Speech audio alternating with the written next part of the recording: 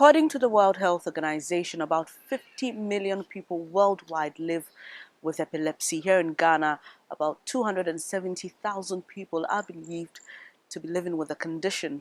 But there are a lot of misconceptions, however. Today, we're going to get some education and do's and don'ts if you happen to live with somebody who has epilepsy or happen to be around someone who suffers a seizure in public. And I've got Dr. Ruth Owusu Antwi. She is the head of the psychiatry department at the Konfanoti Teaching Hospital. Thank you so much for your time.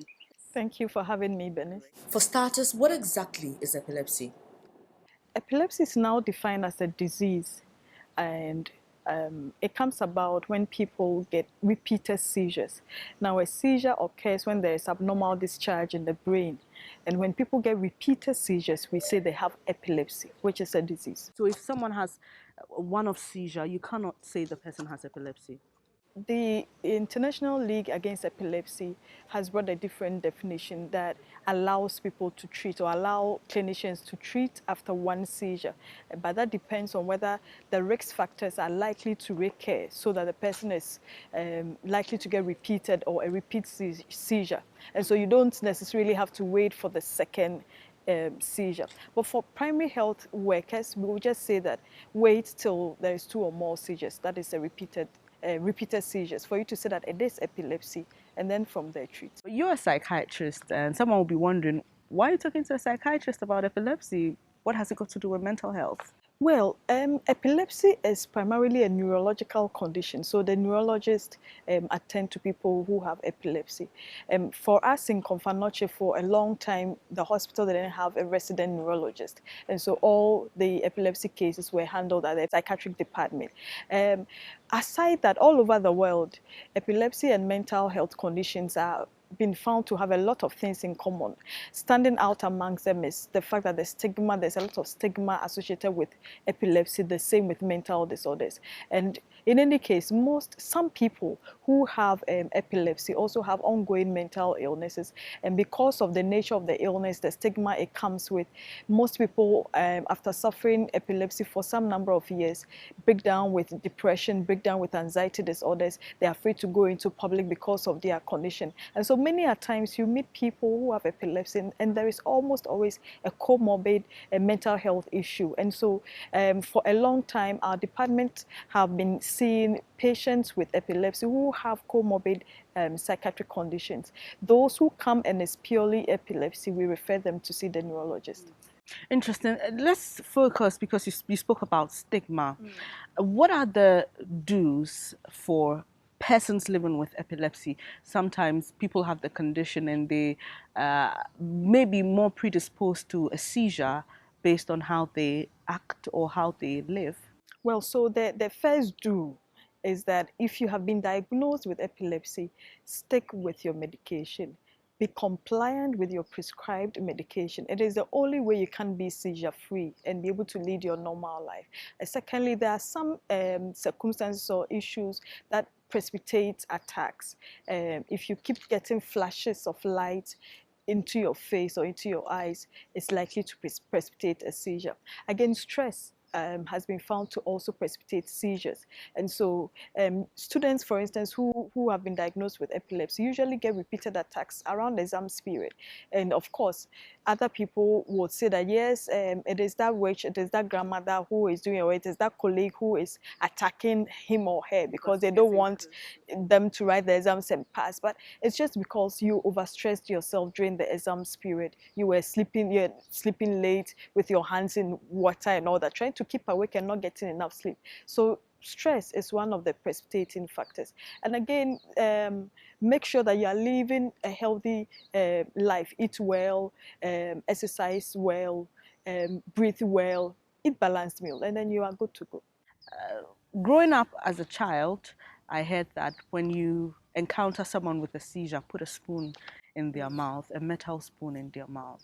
Later on in life, we get to realize that all these are myths, are they? Yes.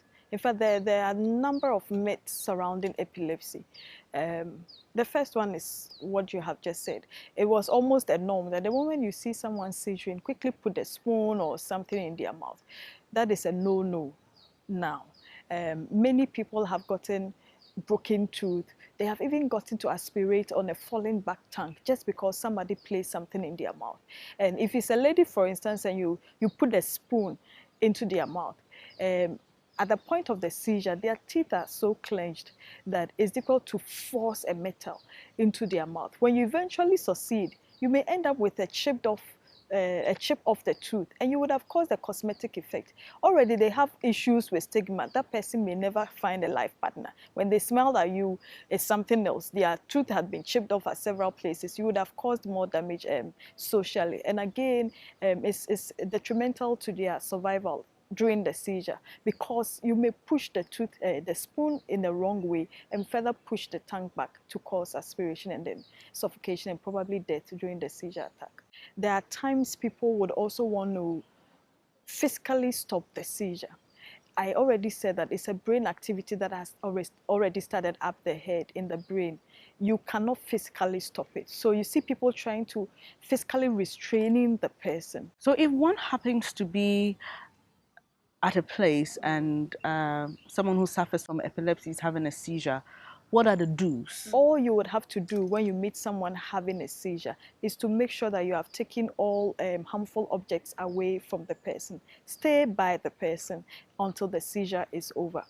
Don't try, like I said earlier, to put anything in their mouth. Don't try to hold them down as if you want to physically stop the seizure. You won't be able to anyway, unless chemically. And then immediately after the seizure, try and put them on their side, so that usually there are some excessive salivation, so that everything will drool out and they will not have to aspirate on their own saliva.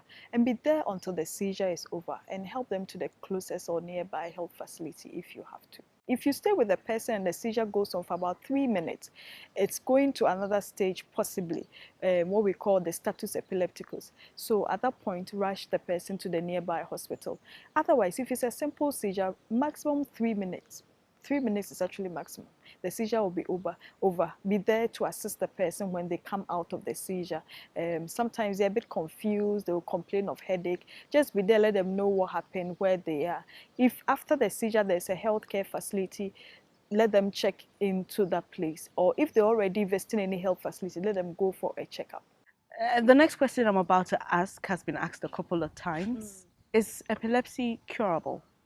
If I use the word curable, that would be a little bit more controversial, but I would say that epilepsy is not always a lifelong condition. It is not all the time that people have to live with epilepsy for the rest of their lives.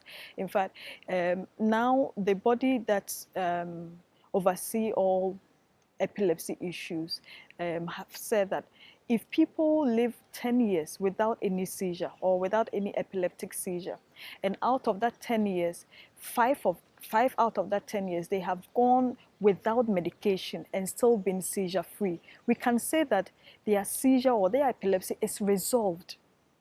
But we are very careful not to use the word cure, because sometimes it's very difficult to tell whether after 20 years the seizure may recur or not. But we say that if you have lived 10 years without any seizure, 5 out of which you were on the medication and 5 out of which you were not on medication, your seizure is resolved. And at that point, you are said to have had resolution in your epilepsy. Let's use the word resolution. And it means that you can live the rest of your life without getting repeated seizures, ever. Let's come to an issue that is very common, especially in our part of the world, where you have a relationship between medicine and spirituality.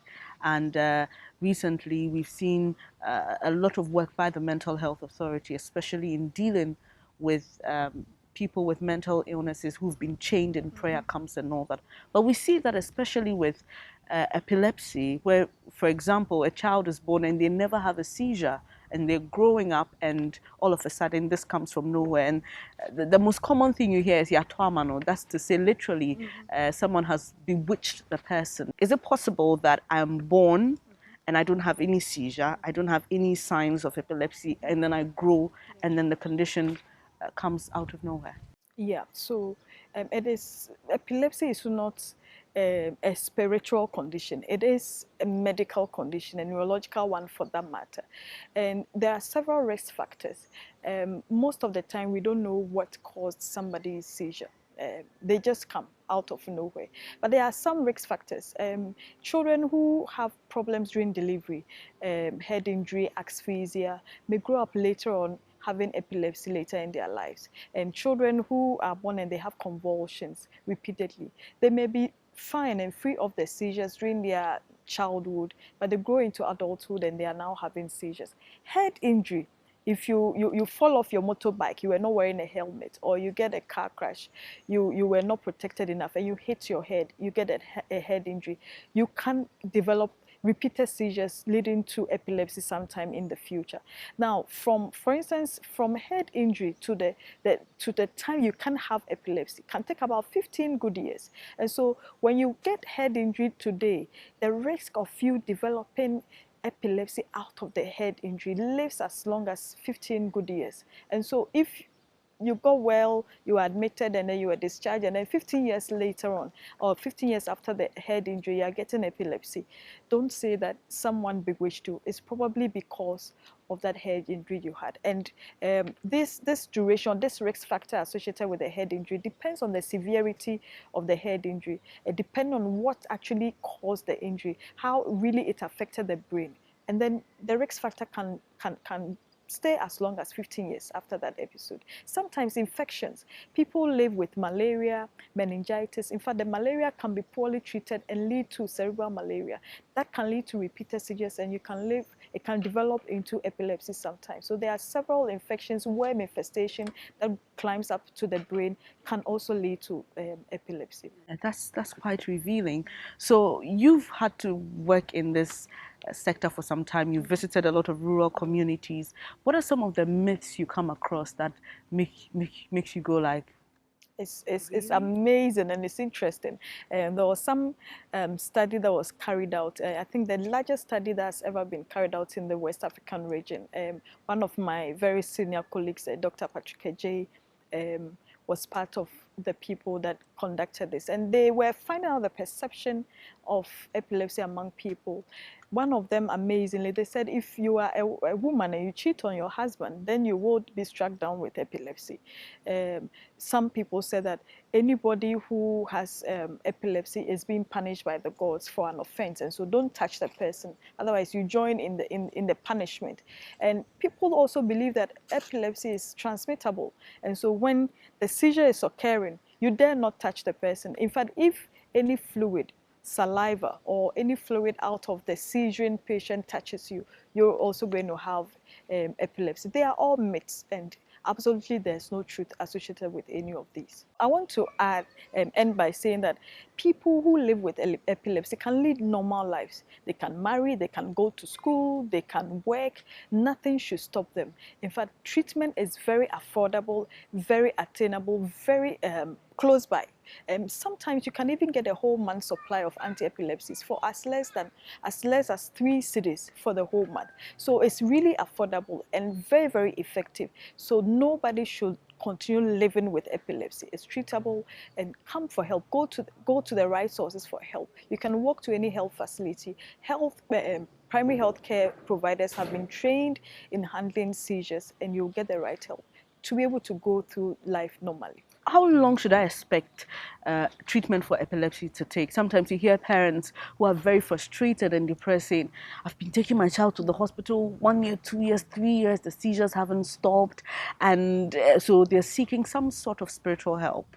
No, 80% of people who are started on anti-epileptics will be seizure-free by 2 years' time from the start of the medication. And so we always advise parents that it will not take overnight.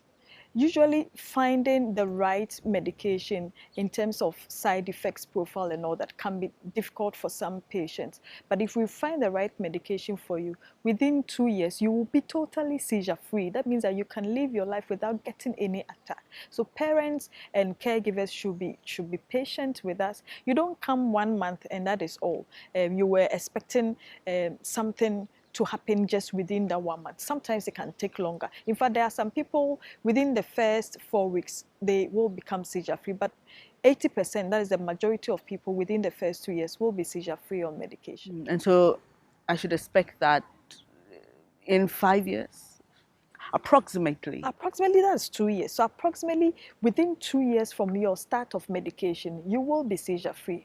80% of patients. So some may be earlier. Rarely, a few will be beyond 2 years. But for most people, for 80% of people, within 2 years, they will be seizure-free. Epilepsy is treatable and treatment is affordable. Seek help at the right place and you can lead normal lives. Epilepsy is not contagious, so don't stigmatize against people living with epilepsy. Get the right help and get back on your life again. You can lead a normal life living with epilepsy.